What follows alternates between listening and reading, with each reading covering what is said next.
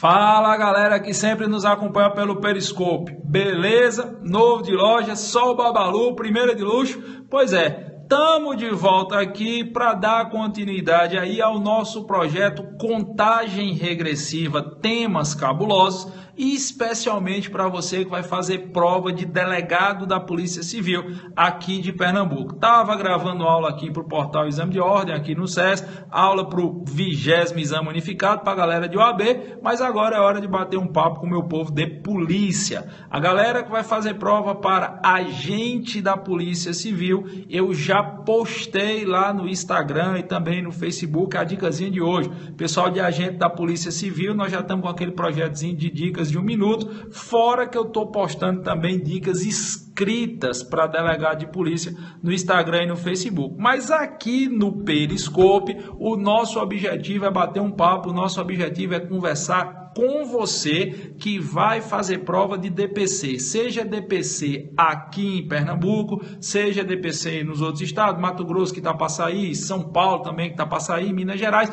enfim, seja delegado de Polícia Federal, que agora eu acredito que até o final do ano sai o concurso aí para DPF. E hoje no projeto Temas Cabulosos eu queria dar continuidade à nossa última transmissão na semana passada. Semana passada nós falamos sobre a figura do terceiro prejudicado, quando o sujeito passivo material de um crime era, por óbvio, uma pessoa jurídica. Eu citei aqui o caso do roubo ao carro forte, do roubo à loja, e nós explicamos, quando o crime patrimonial é praticado contra uma PJ, você pode ter a figura de um terceiro prejudicado. Isso foi tema da nossa última transmissão. E aí eu disse que isso não se aplicava ao delito de latrocínio, que é o roubo qualificado pelo resultado morte da vítima. E também não se aplicava ao roubo qualificado pelo resultado lesão corporal. E eu prometi na última transmissão que eu daria um bizu, que eu traria um tema cabuloso, ou alguns temas cabulosos acerca de latrocínio.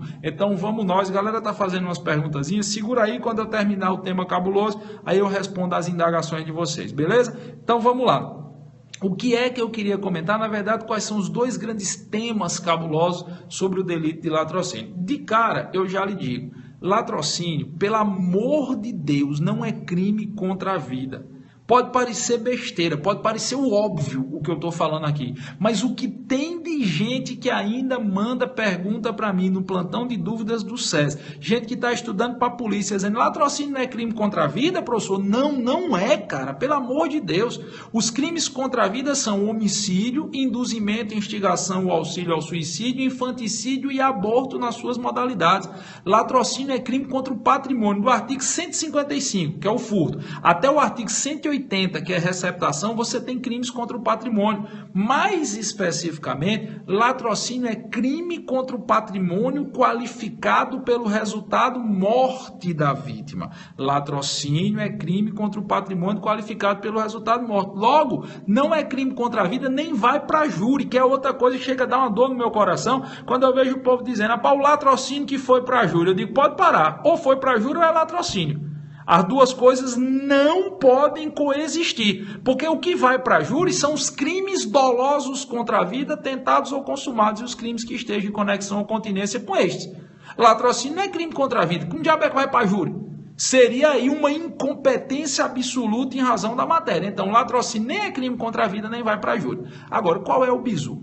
O latrocínio, diz o STJ, é um crime que atinge duplo bem jurídico. Esse é o bizu. O latrocínio é um crime que atinge duplo bem jurídico. Ele atinge o patrimônio da vítima em menor interpretação e atinge a vida da vítima ou de um terceiro em maior interpretação. Em outras palavras, em que seja considerado um crime contra o patrimônio, o latrocínio, não resta dúvida, é um crime contra o patrimônio, até por sua localização topológica dentro do Código Penal brasileiro. Você, para dizer se é um crime contra o patrimônio, é um crime contra a vida, é um crime contra a liberdade sexual, o que você tem que observar é onde ele está inserido.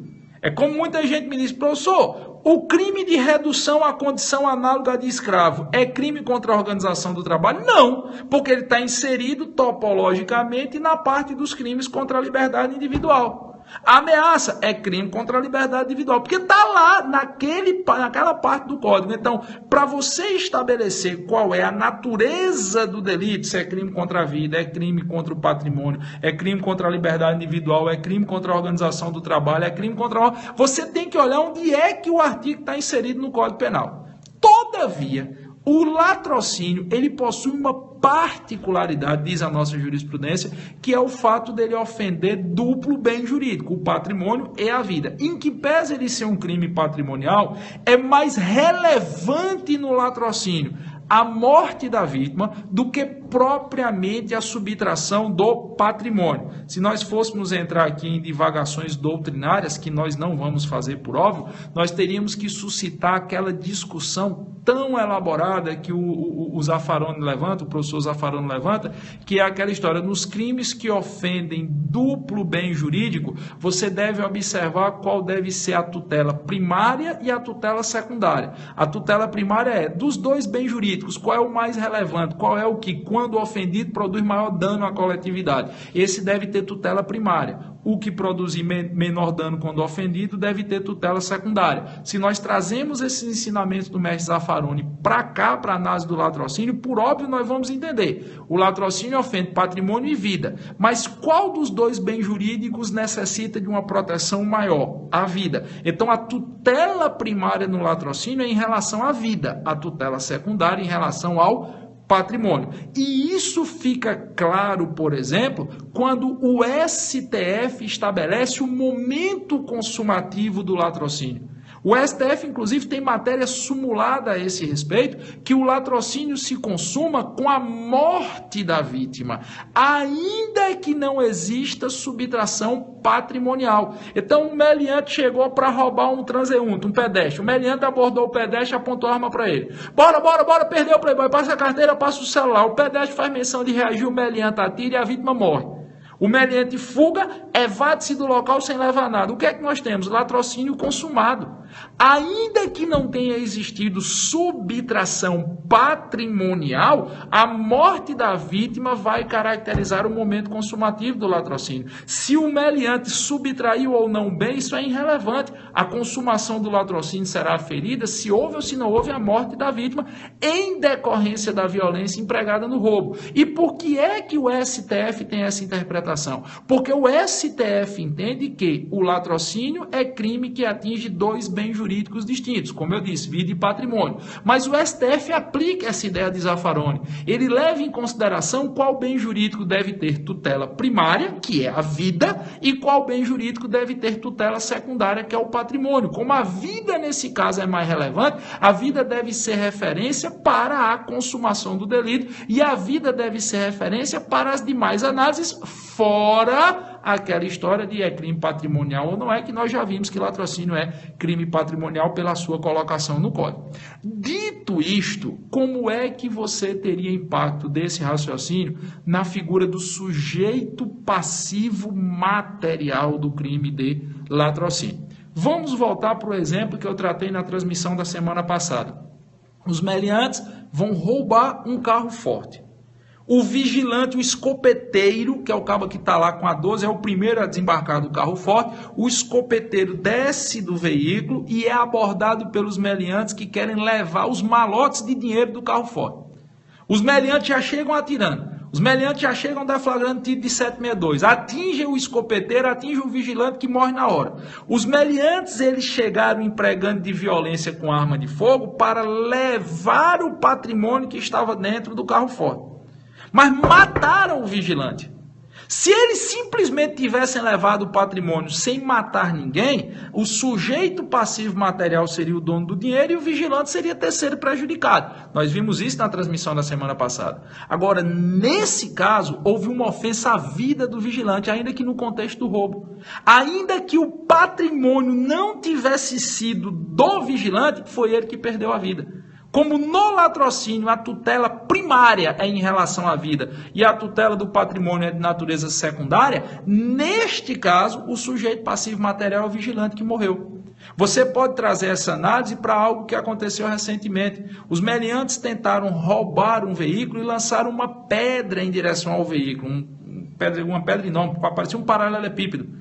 E aí, quem morreu não foi a dona do veículo, foi um sobrinho dela, se eu não me engano, de 17 anos, que ia no banco do passageiro. O objetivo era subtração patrimonial. A dona do veículo estava dirigindo, mas quem morreu foi a pessoa que estava no banco do passageiro. Nesse caso, houve latrocínio. Da violência empregada no roubo, a vítima veio a óbito. Existe uma discussão ali se seria arremesso de projeto. Não é roubo. Eles queriam subtrair o veículo, eles queriam parar o carro para subtrair o veículo. Empregado de violência e matar alguém, isso é latrocínio. Perceba, a dona do veículo é uma pessoa, quem morreu é outra. Nesse caso, quem é o sujeito passivo material? Por ser latrocínio é quem morreu, por causa dessa história da tutela primária sem relação à vida e a tutela secundária sem relação ao patrimônio. Então, na hipótese de roubo qualificado pelo resultado morte e também na hipótese de roubo qualificado pelo resultado lesão corporal grave, quem sofreu a lesão grave ou quem morreu não deve ser reconhecido nunca como terceiro prejudicado.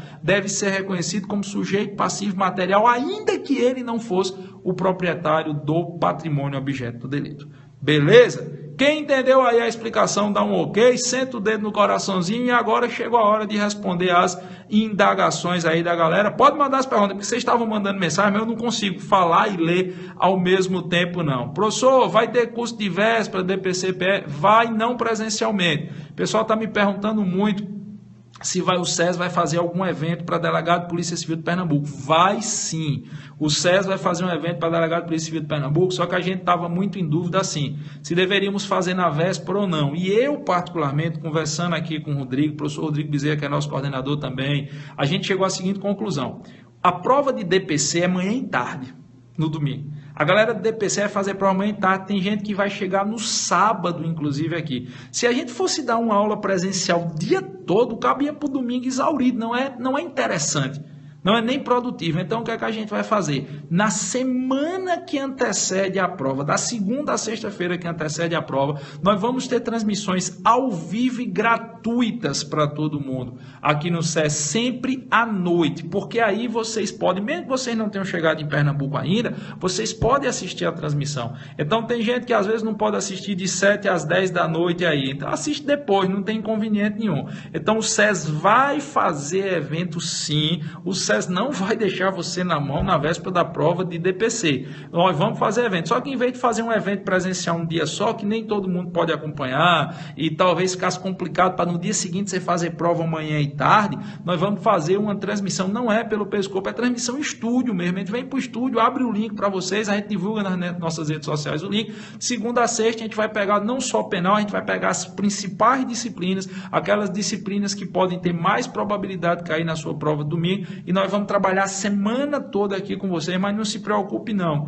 Mais perto, a gente divulga link, divulga tudo aí, mas pode ficar tranquilo. Vai ter sim, só não vai ser presencialmente, porque nós acreditamos que dá para atender todo mundo da melhor forma pela transmissão online. Se vai ter curso DPC 2016, eu já estou na 23ª aula, falta só 2 para acabar, patrão. Sempre, de fevereiro a junho, eu todo ano gravo o curso DPC. O curso DPC regular é 2016. O de peças é que nós gravamos no final de 2015, parou de vender agora, eu vou gravar peças quando passar a prova de DPC daqui, já pensando até na Polícia Federal. Mas o curso de DPC que está sendo vendido no curso é 2016, eu falta 2 aulas só para eu gravar. Beleza? Mais alguma indagação, mais alguma pergunta da galera, que eu vou embora, que está começando na hora da fome. Deixa eu ver aqui o que é que está subindo. Beleza, alô para Itabuna, um cheiro e abraço para Belém do Pará, valeu.